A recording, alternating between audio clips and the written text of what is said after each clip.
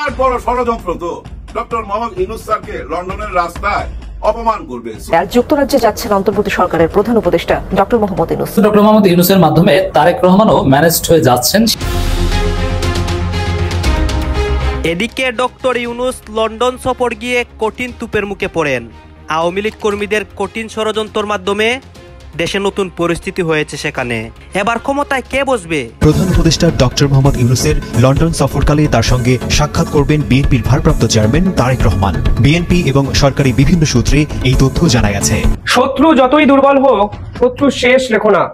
আন্তর্জাতিক বিশেষজ্ঞরা এই প্রাচীন প্রবাদটাকে বিভিন্ন সময় ব্যবহার করেন। তাতে পরিষ্কার বোঝা যাচ্ছে হারে ও ভারে বাংলাদেশ অনেকটা দুর্বল হলেও এই বাংলাদেশকে আর কোনো অবস্থাতেই টলারেট করার জায়গা নেই ভারত। দুর্নীতির অভিযোগের তদন্ত নিয়ে ভুল বোঝাবুঝি দূর করার আশায় প্রধান উপদেষ্টার লন্ডন সফরে তার সাক্ষাৎ চেয়েছেন ব্রিটিশ এমপি টিউলিপ সিদ্দিক। আর সেই জন্য ডক্টর ইউনূসকে হাউস অব কমন্সে মধ্যাহ্নভোজ বা বিকেলে চা পানের আমন্ত্রণ জানিয়েছেন যুক্তরাজ্যের সাবেক সিটি মিনিস্টার। দিকে গুঞ্জন এবং আলোচনা বেশ মাথাচাড়া দিয়ে উঠেছে। শেখ হাসিনা ফিরছেন এবং 1 মাসের মধ্যেই ফিরছেন।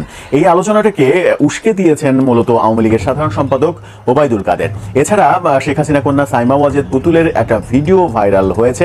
দোষী প্রমাণিত হওয়ার আগে কেউ যেন শাস্তি না পান, সেজন্যই সাবেক রাষ্ট্রপতি মোহাম্মদ আব্দুল হামিদকে গ্রেফতার করা হয়নি বলে জানিয়েছেন স্বরাষ্ট্র উপদেষ্টা জাহাঙ্গীর আলম চৌধুরী। এদিকে দেশ ছেড়ে লন্ডনে চলে গেলেন ডক্টর মোহাম্মদ ইউনূস, তবে টের পায়নি একটা কাকপক্ষীয়। কেন গোপনে দেশ ছাড়লে ডক্টর ইউনূস, তা নিয়ে বেরিয়ে আসলো ভয়ানক সব তথ্য।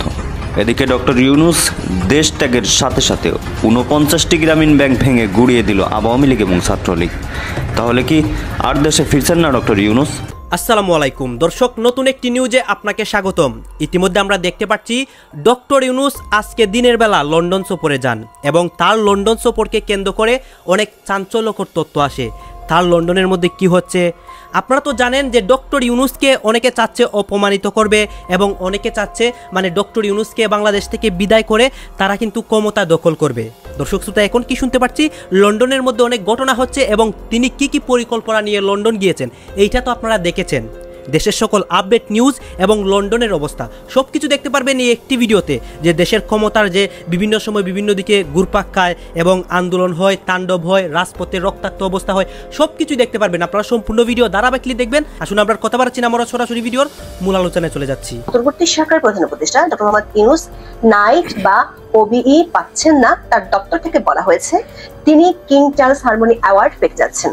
তার সরকারের দাবি হচ্ছে অত্যন্ত মর্যাদাপূর্ণ এই পুরস্কার দেশের জন্য বয়ে আসবে বিশাল সম্মান। কিন্তু আমাদের অনুসন্ধান বলছে কিং চার্লসের এই পুরস্কার একটি ব্যক্তিগত ফাউন্ডেশন থেকে দেয়া। এটি ব্রিটিশ রাজতন্ত্র ও সরকারিভাবে স্বীকৃত কোনো পুরস্কার নয়। এমনকি হারমোনি নামে যে পুরস্কার দেওয়া হচ্ছে সেটি আদৌ হারমোনি কিনা সে বিষয়ে সন্দিহান খোদ বিবিসি সহ একাধিক ব্রিটিশ গণমাধ্যম। আরো অবাক করা বিষয় হলো কিংস ফাউন্ডেশন থেকে 2025 সালে পুরস্কার দেওয়ার জন্য মনোনীতদের তালিকায় এখনো নেই ডক্টর ইউনূসের নাম। তাহলে বিষয়টি 2024 সালের ইউনেস্কোর নামে চালিয়ে দেওয়া ইউনূস সেন্টারের সেই ট্রি অফ পিস পুরস্কারের মতো কোনো কাহিনী নয় তো, যেটি পরে ইউনেস্কো বিবৃতি দিয়ে জানিয়েছিল ডক্টর ইউনূসকে এমন কোনো পুরস্কারই তারা দেয়নি। নাকি এর পেছনে আছে অন্য কোনো রহস্য? জানতে চলুন যাওয়া যাক বিশ্লেষণ। বাংলাদেশের অন্তর্বর্তী সরকার প্রধান উপদেষ্টা ডক্টর মোহাম্মদ ইউনূস 4 দিনের সফরে যুক্তরাজ্যের উদ্দেশ্যে রওনা দিয়েছেন। তার প্রেস উইং এর পক্ষ থেকে বলা হয়েছে ইংল্যান্ডে 12 জুন তিনি কিং চার্লস হারমোনি অ্যাওয়ার্ড গ্রহণ করবেন।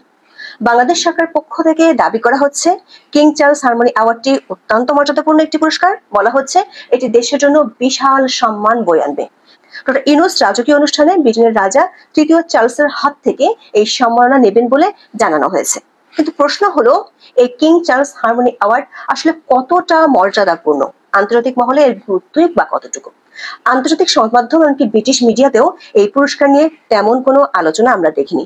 দ্য কিংস ফাউন্ডেশনের পক্ষ থেকে এই পুরস্কার দেওয়া শুরু হয়েছে গত বছর থেকে। 2024 সালের 12 জুন বিবিসি সহ একাধিক ব্রিটিশ সংবাদ মাধ্যম এই পুরস্কারটি নিয়ে খবর প্রকাশ করেছিল।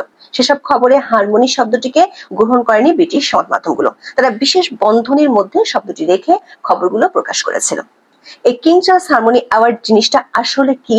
এই পুরস্কারটি দেয় দ্য কিংস ফাউন্ডেশন নামের একটি দাতব্য প্রতিষ্ঠান। তাদের ওয়েবসাইটে দেওয়া তথ্য অনুযায়ী এটি কিং চার্লস এবং তার ফাউন্ডেশনের একটি ব্যক্তিগত উদ্যোগ।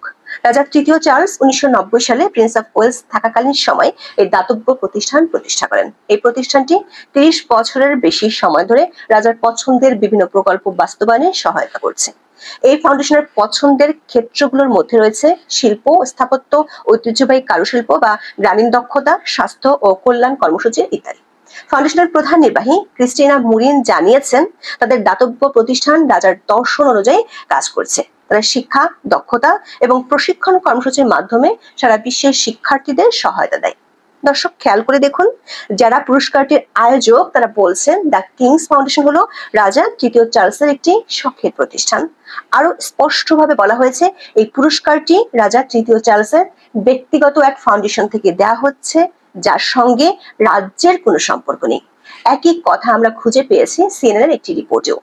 অর্থাৎ এটি ব্রিটিশ রাষ্ট্রের পক্ষ থেকে দেওয়া কোনো রাষ্ট্রীয় বা রাজকীয় সম্মাননা নয়, বরং রাজার ব্যক্তিগত দাতব্য প্রতিষ্ঠানের পক্ষ থেকে দেওয়া একটি পুরস্কার। হারমোনি অ্যাওয়ার্ডটি 2024 সালে চালু করা হয়েছে মূলত কিছু লোকের ব্যবসায়িক সাফল্যকে গুরুত্ব দিতে এবং রাজার দর্শনকে প্রচার করতে এই পুরস্কার দেওয়া হয়। দর্শক, ব্রিটিশ রাজতন্ত্র এবং সরকার যেসব সম্মানসূচক পুরস্কার দেয় তার একটি তালিকা ব্রিটিশ সরকার ওয়েবসাইটে আছে। সেখানে মোট 9টি পুরস্কারের কথা বলা আছে। দর্শক, চারিদিকে আলোচনা, চারিদিকে গুঞ্জন এবং আলোচনা বেশ মাথাচাড়া দিয়ে উঠেছে। শেখ হাসিনা ফিরছেন এবং 1 মাসের মধ্যেই ফিরছেন। এই আলোচনাটাকে উস্কে দিয়েছেন মূলত আওয়ামী লীগের সাধারণ সম্পাদক ওবায়দুল কাদের। এছাড়া শেখ হাসিনা কন্যা সাইমা ওয়াজেদ পুতুলের একটা ভিডিও ভাইরাল হয়েছে। সেই ভিডিও ভাইরালের প্রেক্ষাপটেও আলোচনা হচ্ছে শেখ হাসিনা খুব দ্রুত ফিরছেন। ওবায়দুল কাদের আওয়ামী লীগের পরবর্তী কর্মসূচি নিয়ে নানা রকমের তত্ত্ব বিশ্লেষণের চেষ্টা করছেন ভারতীয় বেশ কিছু গণমাধ্যমে। সর্বশেষ তিনি আনন্দবাজারে সাক্ষাৎকার দিয়েছেন এবং সেই সাক্ষাৎকারে অনেক কিছু বলার চেষ্টা করেছেন। সেখানে শেখ হাসিনার ফেরার পরিকল্পনার কথাও তিনি বলার চেষ্টা করেছেন, যদিও সময় বলতে পারেননি, কিন্তু দ্রুতই শেখ হাসিনা ফিরছেন এমন কথা বলেছেন, তিনি বলার চেষ্টা করেছেন। তার কথায় যদি আস্থা রাখা যায় তাহলে শেখ হাসিনা কবে নাগাদ ফিরছেন? শেখ হাসিনা কি নির্বাচনের আগেই ফিরবেন এবং নির্বাচনের আগে ফিরে আওয়ামী লীগ কি নির্বাচনে অংশগ্রহণ করবে কিংবা করতে পারবে? আওয়ামী লীগের নিবন্ধন কি ফিরিয়ে দেওয়া হবে? আওয়ামী লীগের কার্যক্রমের উপরে যে নিষেধাজ্ঞা জারি করা হয়েছে সেই নিষেধাজ্ঞা কি উঠে যাবে? শেখ হাসিনার যে বিচার প্রক্রিয়া শুরু হয়েছে সেই বিচার প্রক্রিয়া কি থেমে যাবে? এই সমস্ত প্রশ্নের উত্তর একটাই, সেটা হচ্ছে যে শেখ হাসিনা কিংবা আওয়ামী লীগ আন্তর্জাতিক মহলকে কতটা নিজেদের পক্ষে নিয়ে যেতে পারছেন। আন্তর্জাতিক মহলকে নিজেদের পক্ষে নিয়ে যেতে হলে যতটা কাঠখড় পোড়াতে হবে এবং যতটা সময় প্রয়োজন, সেই সময়ের প্রেক্ষাপট বিবেচনায় শেখ হাসিনার দ্রুত বাংলাদেশে ফেরার বাস্তবতা রয়েছে কিনা সেই প্রসঙ্গেও আলোচনা করা যেতে পারে। দর্শক, সেই প্রসঙ্গগুলো বিশ্লেষণ করার চেষ্টা করবো এই ভিডিওতে। বলছিলাম শেখ হাসিনা ফিরছেন, 1 মাসের মধ্যে ফিরবেন, এরকম নানা আলোচনা চলছে সামাজিক যোগাযোগ মাধ্যমে। এরকম আলোচনাই সয়লাভ হয়ে গেছে। ওবায়দুল কাদের এই ব্যাপারে আনন্দবাজারকে বলেছেন শেখ হাসিনা ফিরবেন, দ্রুতই ফিরবেন এবং ফিরে তারপরে নির্বাচনের প্রস্তুতি নেবেন।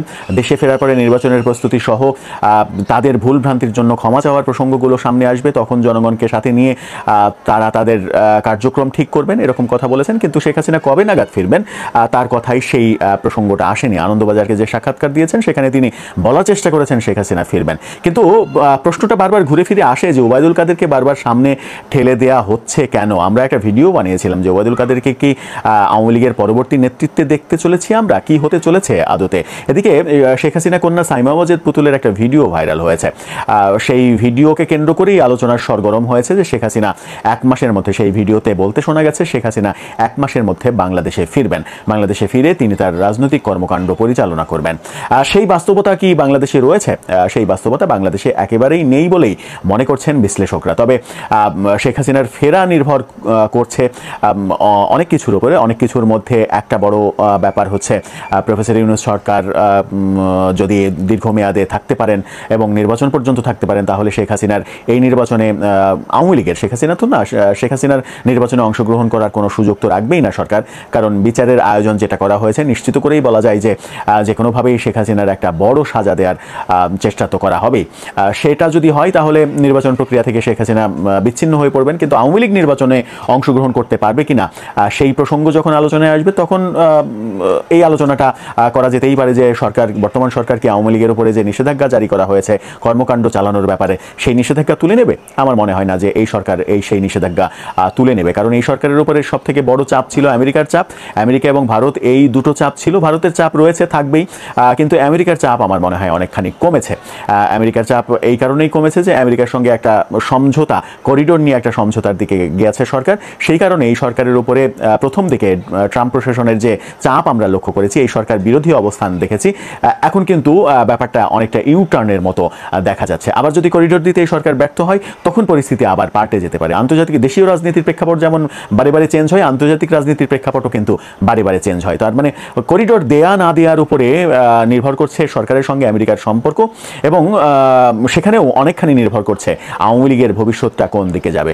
যে কথা বলছিলাম সাইমা ওয়াজেদ পুতুলের ভিডিওর কথা, সাইমা ওয়াজেদ পুতুলের যে ভিডিও ভাইরাল হয়েছে, সেই ভিডিওকে আবার রিউমার স্ক্যানার থেকে বলা হচ্ছে সেটি ফেক ভিডিও, সেটি সত্য ভিডিও না, অন্য ভিডিওকে শেখ হাসিনা 1 মাসের মধ্যে ফিরে আসছেন এডিট করে, প্রযুক্তির সাহায্য নিয়ে সেটি তৈরি করা হয়েছে এবং এক ধরনের প্রচার প্রপাগান্ডা চালানোর জন্য সেটা করা হয়েছে, এমনটা বলছে রিউমার ফ্যাক্ট স্ক্যানার।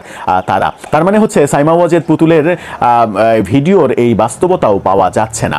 এই বাস্তবতা যখন পাওয়া যাচ্ছে না, তখন কি বলা যেতে পারে? তখন একমাত্র সোর্স হচ্ছে ওবায়দুল কাদেরের যে সাম্প্রতিক কথাবার্তা, সেখান থেকে সোর্স হিসেবে সেইগুলোকে সোর্স হিসেবে ব্যবহার করা। কিন্তু সেইগুলোকে আপনি যখন সোর্স হিসেবে ব্যবহার করতে চাইবেন, তখন কিন্তু একটা প্রশ্ন সামনে আসবেই, সেটা হচ্ছে ওবায়দুল কাদের কি আওয়ামী লীগের মুখপাত্র হিসেবে পরিপূর্ণভাবে দায়িত্ব পেয়েছেন? আওয়ামী লীগের কথাই কি ওবায়দুল কাদের বলছেন, নাকি নিজের মন গড়া কথা বলছেন? আবার আরেকটা প্রসঙ্গ আসছে যে ওবায়দুল কাদের কিন্তু নিশ্চিত করে বলেননি যে শেখ হাসিনা কবে নাগাদ ফিরবেন। বলেছেন একটা উড়ো ভাষায় শেখ হাসিনা ফিরবেন, দায়িত্ব নেবেন, রাজনীতি আবার করবেন, আওয়ামী লীগ উজ্জীবিত হবে, এরকম নানা কথা বলেছেন। কিন্তু কবে নাগাদ ফিরবেন সেটা কিন্তু নিজেই বলেছেন যে সেটা নিশ্চিত নয়, সেটা সময় এবং রাজনৈতিক প্রেক্ষাপটের উপরে, আন্তর্জাতিক প্রেক্ষাপটের উপরে নির্ভর করছে। ব্যাপারগুলো তিনি নিজেও স্বীকার করেছেন। তার মানে আমরা যেটা বিশ্লেষণ করার চেষ্টা করলাম যে সবকিছুই আদতে নির্ভর করছে রাজনৈতিক পরিস্থিতির উপরে, এবং শেখ হাসিনা আন্তর্জাতিক লবিং কতটা করতে পারছেন, আওয়ামী লীগ আন্তর্জাতিক লবিং করতে পারছে কতটুকু, সেটার উপরে নির্ভর করবে। আমরা এর আগে শুনেছি যে সজীব ওয়াজেদ জয়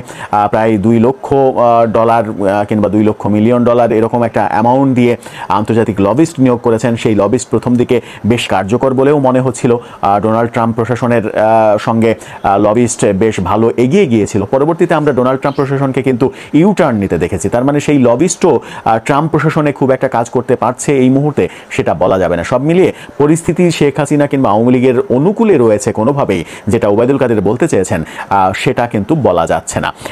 এইসব কারণেই অনেকে, বেশিরভাগই ওবায়দুল কাদেরের সমালোচনা করছেন, এবং তিনি যে আওয়ামী লীগের জন্য নতুন বিপদ ডেকে আনছেন, আওয়ামী লীগের জন্য তিনি যে সত্যি সত্যি একটা বড় বিপদের নাম, বড় বিস্ফোরণ নাম, এই আলোচনাটা আওয়ামী লীগের যারা শুভাকাঙ্ক্ষী তারাই করার চেষ্টা করেছেন। কিন্তু আমি আবার এই শব্দটা বা এই বাক্যটা বললাম কারণ আমি এক অসীম সম্ভাবনা দেখতে পাচ্ছি বাংলাদেশের সাম্প্রতিক পরিস্থিতির মধ্যে। ডক্টর ইউনূস 4 দিনের বিলেত সফরে যাচ্ছেন। সেখানে তিনি ব্রিটেনের প্রধানমন্ত্রী কিয়ার স্টারমারের সঙ্গে দেখা করবেন এবং একই সঙ্গে বোধহয় কোনো একটি পুরস্কারও দেবেন। তার সঙ্গে যাচ্ছেন বাংলাদেশ ব্যাংকের গভর্নর এবং দুর্নীতি দমন কমিশনের চেয়ারম্যান।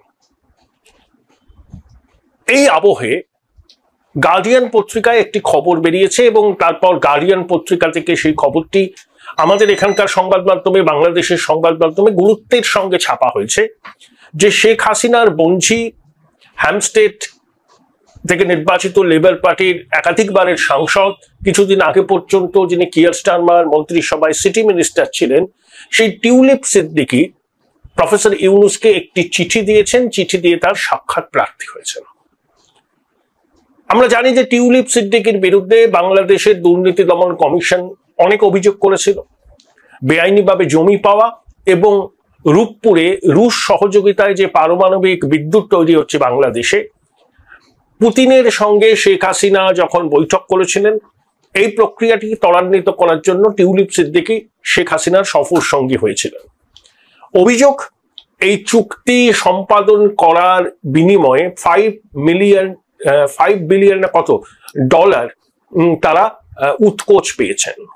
দুর্নীতি দমন কমিশন বাংলাদেশে টিউলিপ সিদ্দিকীর বিরুদ্ধে গ্রেপ্তারি পরোয়ানাও জারি করেছে এবং টিউলিপের বিরুদ্ধে কিন্তু কিয়ার স্টারমার মন্ত্রিসভার যিনি, আমি বলবো অ্যাকাউন্টেবিলিটি যারা মন্ত্রীদের নির্ধারণ করেন, এরকম একটা কমিশন আছে।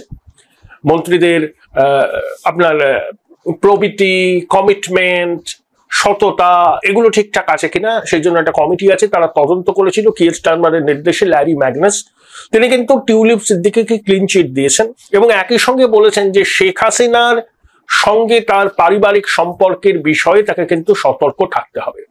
টিউলিপ সিদ্দিকী লন্ডনে যে ফ্ল্যাটে থাকেন, একাধিক ফ্ল্যাট আছে, সেই ফ্ল্যাট তিনি বিনা পয়সায় পেয়েছেন আওয়ামী লীগ ঘনিষ্ঠ এক শিল্পপতির কাছ থেকে উপহার স্বরূপ। তার এক বোনও পেয়েছেন। এই সমস্ত বিষয় নিয়ে এরা দুর্নীতির অভিযোগ আছে, সেটা বাংলাদেশের দুর্নীতি দমন কমিশন তদন্ত করছে, গ্রেপ্তারি পরোয়ানাও জারি হয়েছে। এখন টিউলিপ সিদ্দিকী বলছেন যে তার আইনজীবীরা দুদকের আইনজীবীদের সঙ্গে যোগাযোগ করার চেষ্টা করেছে, বহু চিঠিপত্র পাঠিয়েছে কিন্তু কোনো জবাব পায়নি এবং দুদক বাংলাদেশের বিভিন্ন ঠিকানায় টিউলিপ সিদ্দিকীর নামে চিঠি পাঠাচ্ছে, যেই ঠিকানায় তিনি কোনোদিন থাকেননি। এবং টিউলিপ সিদ্দিকী বলেছেন হ্যাঁ, শেখ হাসিনা তার মাসি হন ঠিকই, কিন্তু তিনি ব্রিটেনের নাগরিক, তিনি ব্রিটেনে লেবার পার্টির সাংসদ, তার সবকিছু ব্রিটেনে, বাংলাদেশের সঙ্গে তার কোনো ব্যবসায়িক সম্পর্ক নেই। এই আবহে টিউলিপ সিদ্দিকী প্রফেসর ইউনূসের সঙ্গে বৈঠক করতে চেয়ে একটি চিঠি দিয়েছেন। এখন প্রশ্ন হলো, এই যে টিউলিপ সিদ্দিকী চিঠি দিলেন, তিনি কি একেবারে নিজের সিদ্ধান্তে দিয়েছেন? আমার মনে হয় না। তিনি শেখ হাসিনার সঙ্গে কথা বলেছেন এবং কথা বলার পরই এই পদক্ষেপটা নিয়েছেন। প্রফেসর ডক্টর মোহাম্মদ ইউনূসের মাধ্যমে তারেক রহমানও ম্যানেজড হয়ে যাচ্ছেন, সেই বন্দোবস্ত হচ্ছে, পরিস্থিতি সেদিকে যাচ্ছে। অলরেডি বিএনপি নরম কাটা শুরু করেছে। ডিসেম্বরের নির্বাচনের বিষয়ে যে বিএনপি একদম পয়েন্ট অফ নো রিটার্নে ছিল, এখন তারা সুর নরম করে বলছে না না একটু পরেও হতে পারে। এরই মধ্যে তারেক রহমান এবং প্রফেসর ইউনূসের মধ্যে বৈঠক প্রায় চূড়ান্ত হয়েছে। আমি আগেই বলেছিলাম যে এটা আনুষ্ঠানিক শিডিউলে থাকবে না। সরকারের পররাষ্ট্র উপদেষ্টা বলেছিল যে না, এখন পর্যন্ত তার এটা জানা নেই, কিন্তু নানান সোর্স বলছে যে না, তারেক রহমানের সাথে প্রধান উপদেষ্টার বৈঠক হবে। তারেক রহমানের সাথে প্রধান উপদেষ্টা প্রফেসর ইউনূসের বৈঠক সম্ভাবনা, একই সাথে বিএনপির একাংশ, বিএনপির যারা মূল বুদ্ধিজীবী বা বুদ্ধিবৃত্তিক সাপোর্ট যারা এতদিন দিত বা দিয়ে আসছে, যারা ন্যারেটিভ নির্মাণ করতে পারে বিএনপির, তারা বলছে না এপ্রিল নির্বাচন হলে সমস্যা নাই। তাহলে ডিসেম্বর নির্বাচনের বিষয়ে যারা ওই সালাউদ্দিন গ্রুপ বা আরো যারা যা বলেছিল, ওটা থেকে আসলে পিছু হচ্ছে। অলরেডি আপনি যদি এই যে বিএনপি যে চিঠি দিয়ে সতর্ক করেছে বুলু এবং দুদুকে, তারপরে দুদুর বক্তব্য যদি শুনেন, দুদু নরম হয়ে গিয়েছে। এখন দুদু খুব ভদ্র ভাষায় কথা বলে, আস্তে আস্তে কথা বলে, তার ফিজিক্যাল সেই মাস্তানি অ্যাপিয়ারেন্সটা নাই। এখন দুদু মাওলানা, আলহাজ মাওলানা শামসুজ্জামান দুদু। তো সেই দুদু বলছেন যে না, প্রয়োজনে জানুয়ারিতে নির্বাচন হতে পারে। এখন ডিসেম্বর থেকে জানুয়ারির পার্থক্য অনেক, আমি আলাদা আলোচনা শুনিয়েছি। একদিন পার্থক্য হলো এর সিগনিফিকেন্সের পার্থক্য অনেক, অনেক মনস্তাত্ত্বিক বিষয় রয়েছে। এখন বিএনপি তাদের সেই প্রিয় ডিসেম্বরকে ছেড়ে আসছে, জানুয়ারিতে হতে পারে বলছে। আবার বিএনপির যারা সরকারে আছে, যেমন মুশফিকুল ফজল আনসারী, এরা বলছেন যে না ঠিক আছে, প্রধান উপদেষ্টা বলেছে যে সেটাই ঠিক আছে। আবার নতুন খবর দর্শক, মারুফ কামাল খান, খালেদা জিয়ার সাবেক প্রেস সচিব, তিনি বলছেন যে এপ্রিল নির্বাচনের সমস্যার কিছু নেই। মারুফ কামাল খানের একটা ফেসবুক পোস্ট, বিএনপি শীর্ষ নেতা তারেক রহমান সৌজন্য সাক্ষাৎ করবেন লন্ডন সফররত মোহাম্মদ ইউনূসের সঙ্গে। সাক্ষাৎটা কিন্তু তারেক রহমানের পক্ষ থেকে, নট ইউনূসের পক্ষ থেকে। মানে এখানে তারেক রহমান বা বিএনপির আর্জেন্সি। এখন তারেক রহমান কি করবেন? ডিসেম্বর নির্বাচনের কথা বলবেন? এটা সম্ভবই না। বরং তারেক রহমান ম্যানেজড হবেন যে না ঠিক আছে, এপ্রিলের নির্বাচনে আমরা রাজি। ধীরে ধীরে সেই পথে আসবেন, ইউনূসের পথে আসবে ধীরে ধীরে। এছাড়া তারেক রহমান কিছু করার নেই। বরং এখন তারা দেখবে এটা যে এপ্রিলে হয় কিনা, এটা নিশ্চিত করাটাই বিএনপির টার্গেট থাকবে, যে এপ্রিল যেন আবার হাত ফসকে বের না হয়ে যায়।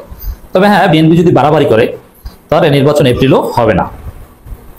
মারুফ কামাল খান যেটা লিখেছেন, আমার কাছে এটা সুখবর বলেই মনে হয়। দ্বন্দ্ব যারা চায় তারা মূর্খ, অবিবেচক, স্বার্থান্বেষী কিংবা ক্ষতিকারক বিশেষ উদ্দেশ্যে নিয়োজিত। আমি চাই জাতীয় স্বার্থে ইউনূস তারেক মিথস্ক্রিয়া, এই সমঝোতা ভারত দেশবাসী কল্যাণ হোক। হ্যাঁ, এটা ঠিক, ইউনূস তারেক মিথস্ক্রিয়া হলে, ইন্টারেকশন হলে ভারত এখানে দুর্বল হয়ে যাবে, কোনো সন্দেহ নাই। তখন এই যে লাফালাফি করছে বিএনপির যারা ভারতপন্থী, বুলু, দুদু, রিজভি কিংবা গরম গরম কথা বলছে সালাউদ্দিন, এরা কিন্তু চুপসে যাবে। তখন দেখবেন যে মঈন খান, ডক্টর খন্দকার মোশাররফ, জমিরুদ্দিন সরকার, সেলিমুর রহমান, এরা সামনে আসছেন।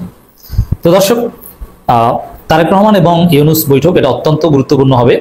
এর মধ্য দিয়ে তারেক রহমানের যে অনর অবস্থান ডিসেম্বর, এই জায়গা থেকে কিছুটা হলেও ফিরে আসবেন এবং প্রফেসর ইউনূস মিষ্টি হাসি দিয়ে তারেক রহমানকে বুঝিয়ে তাকে এপ্রিলে রাজি করাতে সক্ষম হবেন। একই সাথে বিএনপি যে আকাম শুরু করেছে, আশা করি সেই বিষয়েও প্রফেসর ইউনূস তারেক রহমানকে বলবেন যে এখনো দেশে যে অস্বস্তিকর পরিবেশ বা অস্থিতিশীলতা যতটুকু আছে, এর জন্য পুরোটাই দায়ী বিএনপি। এটা আশা করি তারেক রহমানকে বলে আসবেন। এই মারুফ কামাল খান তার একটা ফেসবুক পোস্ট নিয়ে যুগান্তর রিপোর্ট করেছে এভাবে যে এপ্রিলের প্রথমার্ধে নির্বাচন হলে খুব সমস্যা হওয়ার কথা না। এই খবরটা একটু দেখেন তাহলে বুঝবেন যে বিএনপি ধীরে ধীরে কিভাবে আসছে। বিএনপির ইন্টেলেকচুয়াল অংশটা এপ্রিলে নির্বাচনের পথে আগেই রাজি, একটা অংশ তো মুশফিকুল ফজল আনসারীরা তো এমনিতেই ওয়েলকাম জানিয়েছেন। বিএনপি চেয়ারপারসনের সাবেক প্রধানমন্ত্রী খালেদা জিয়ার সাবেক প্রেস সচিব সাংবাদিক মারুফ কামাল খান বলেছেন, আগামী বছর 2026 সালের এপ্রিলের প্রথমার্ধে সংসদ নির্বাচনের কথা বলছেন অন্তর্বর্তীকালীন সরকার প্রধান মোহাম্মদ ইউনূস। গভীর রাতে দেশে ফিরেছেন প্রেসিডেন্ট আব্দুল হামিদ। জল্পনা আর কল্পনা চলছে দেশব্যাপী। স্বরাষ্ট্র মন্ত্রণালয়ের বক্তব্য কি জানতে চাচ্ছে মানুষ। আর তারই মাঝে তরুণ উপদেষ্টা আসিফ মাহমুদ কথা বলেছেন কুমিল্লায় গিয়ে আজকে। আসসালামু আলাইকুম ওয়া রাহমাতুল্লাহি ওয়া বারাকাতুহু। গভীর রাতে ফিরেছেন প্রেসিডেন্ট আব্দুল হামিদ। আমরা বলে থাকি কমেডিয়ান প্রেসিডেন্ট আব্দুল হামিদ, যিনি একজন কমেডিয়ান অভিনেতা হলে ভালো করতেন রাষ্ট্রপতির চাইতে। রাষ্ট্রপতি না হয়ে উনি যদি অভিনয় করতেন, কমেডিয়ান গল্পগুলা বাচ্চাদের সামনে, নিজের ছেলে মেয়েদের সামনে উনি খুব সুন্দরভাবে করতে পারেন। এই আব্দুল হামিদ দেশে ফিরেছেন গভীর রাতে সিঙ্গাপুর থেকে চিকিৎসা শেষ করে। কেন গভীর রাতে সিঙ্গাপুর থেকে চিকিৎসা শেষ করে ফিরলেন, এই নিয়ে আছে বিস্তারিত আলোচনা। এবং এই বিষয়টা আপনারা তো জানেন, এটা আমাদের স্বরাষ্ট্র মন্ত্রণালয় এই বিষয়ে প্রয়োজনীয় সিদ্ধান্ত নেবে। আর কিছু না থাকলে প্রিয় দর্শক, আপনারা শুনতে পেলেন যে আসিফ মাহমুদের মুখে সে বলছে যে এইটা স্বরাষ্ট্র মন্ত্রণালয়ের বিষয়। আশা করি স্বরাষ্ট্র মন্ত্রণালয় তার ইয়েতে সিস্টেমে, আইনে বা নিয়মে পদক্ষেপ দিবে। কারণ আব্দুল হামিদের নামে একটি হত্যা মামলা আছে। হত্যা মামলাটি থাকার কারণে স্বরাষ্ট্র মন্ত্রণালয় তার নিজ সিস্টেমে অন্যান্যদের মাঝে যেরকম ভাবে স্বরাষ্ট্র মন্ত্রণালয় থেকে মামলা বা মামলার আসামিদেরকে গ্রেফতার করা হয়েছে, আমরা কখনো শুনি নাই কাউকে ঢুল ঢাল পিটিয়ে স্বরাষ্ট্র মন্ত্রণালয় কাউকে গ্রেফতার করতে। আমরা ম্যাক্সিমাম আওয়ামী লীগের যত মানুষকে গ্রেফতার করেছে একেবারে নীরবভাবে গ্রেফতার করেছে। গ্রেফতারের পরেই তাকে মিডিয়ার সামনে প্রকাশ করা হয়েছে যে তাকে গ্রেফতার করা হয়েছে। তারপরে আমরা তাদেরকে কোর্টে, আদালতে, বিভিন্ন জায়গায় দেখতে পাই। কাউকে কাউকে গ্রেফতার করতে যাওয়ার পরে আমাদের সোশ্যাল মিডিয়ারা যারা খুব অ্যাক্টিভ, তারা সেগুলা প্রকাশ করে দিয়েছে। যেরকম আইবি রহমানের বেলা নারায়ণগঞ্জে ঘটনাটা ঘটেছিল। নারায়ণগঞ্জ সারা রাত ব্যাপী আইবি রহমানকে আটকিয়ে রেখে দিনের আলোতে, যেহেতু সে নারী, তাকে জোর করা যায় নাই, আইনের মাঝেই তাকে গ্রেফতার করা হয়েছে। দিনের আলোতে সকাল হওয়ার পরে সে বের হয়ে এসেছে এবং তাকে গ্রেফতার করে নিয়ে আসা হয়েছে। তারপরে কিন্তু আইবি রহমানের রিমান্ড হচ্ছে, সবকিছুই হচ্ছে, কিন্তু সেটা একটা সিস্টেমে, আওয়ামী সিস্টেমে নয়। এটা বর্তমান ডক্টর মোহাম্মদ ইউনূসের সিস্টেমে গ্রেফতার করা হয়ে থাকে। প্রিয় দর্শক, এবার চলে যাচ্ছি আমি আব্দুল হামিদ কেন দেশে ফিরলেন সেই বিষয়ে বিশ্লেষণে। আব্দুল হামিদ দেশে ফিরছেন সেই কারণে, ভারতে 1.5 কোটি আওয়ামী লীগের লোকজন পালিয়ে আছেন। 1.5 কোটি আওয়ামী লীগের লোকজনের ভাগ্যে কি ঘটছে তা যদি আপনারা শুনেন, অনেকের চোখ কপালে উঠে যাবে এবং অনেকের হয়তো আওয়ামী লীগের জন্য মায়াও চলে আসবে যে এরকম আমাদের দেশের লোককে ভারত এভাবে হত্যা করছে। আর এই হত্যার গল্পটা আপনাদের কাছে আজকে অনেকটাই কঠিন মনে হবে, তারপরেও সত্য, যেটা আমাদেরকে জানতে হবে। এমপি আনারের কথা আপনাদের মনে আছে, আওয়ামী লীগের সময় কলকাতা, যাকে টুকরা টুকরা করে বিভিন্ন জায়গায় ফেলে দেওয়া হয়েছিল। আর এই ফেলে দেওয়ার পিছনে বাংলাদেশ এবং ভারত যৌথভাবে কাজ করেছিল। তার বিরোধী ছিল বাংলাদেশের মাহবুবুল আলম হানিফ সহ আরো কিছু রাঘববোয়াল, ওই অঞ্চলের, যে অঞ্চলে আনোয়ারের বাড়ি, সেই অঞ্চলে তাদের এই পারে ওই পারের ব্যবসা, সোনার ব্যবসা। আপনারা তো দেখলেন এখানে কি কথা হচ্ছে। অনেকে কিন্তু অনেক কথা বলতেছে, অনেকে আলোচনা করতেছে, অনেকে সমালোচনা করতেছে। দেশের বিভিন্ন অবস্থা এবং দেশের বিভিন্ন পরিস্থিতি নিয়ে সবাই সবার মন্তব্য প্রকাশ করতেছে এবং তাদের মন্তব্যগুলো দেখে আমরা অনেক কিছু বুঝতে পারি দেশের মধ্যে কি হচ্ছে এবং দেশটা কোন দিকে যাচ্ছে। দর্শক শ্রোতা, এখানে কিন্তু বিশেষ করে ডক্টর ইউনূসের লন্ডন সফর নিয়ে কথা হয় এবং তার সফরের মধ্যে কি হয় এবং তার সফর সঙ্গীকে, এবং তিনি কিন্তু আমাদের দেশকে অনেক উন্নয়ন করার জন্য এবং আমাদের দেশের মধ্যে অনেক কিভাবে উন্নত করা যায় এবং দেশের মধ্যে কিভাবে বিভিন্ন ঋণ আনার মাধ্যমে দেশকে কিভাবে সামনে এগিয়ে নিয়ে যায়, এইসব নিয়ে কিন্তু ডক্টর ইউনূস লন্ডন যান এবং তার এই লন্ডন যাওয়াকে নিয়ে অনেকে অনেক কথা বলে। দর্শক শ্রোতা, এই বক্তব্যগুলোর সাথে আপনারা একমত পোষণ করতেছেন নাকি দ্বিমত পোষণ করেন, এটা আপনারা অবশ্যই কমেন্ট বক্সে লিখে যাবেন। আর হ্যাঁ, তখন আপনাদেরকে আমরা যা কিছু দেখিয়েছি সবকিছু আমরা সোশ্যাল মিডিয়া থেকে সংগ্রহ করেছি। এখানে আমাদের নিজস্ব কোনো মন্তব্য নেই বা নিজস্ব কোনো সিদ্ধান্ত নেই। সর্বশেষ আপনাদের কাছে আমাদের একটা রিকোয়েস্ট থাকবে, আপনারা আমাদের চ্যানেলের নতুন দর্শক হয়ে থাকলে চ্যানেলটি সাবস্ক্রাইব করবেন এবং পাশে থাকা বেল বাটনটি বাজাবেন, যাতে করে নেক্সট ভিডিওটা সবার আগে আপনাদের কাছে পৌঁছায়। ধন্যবাদ।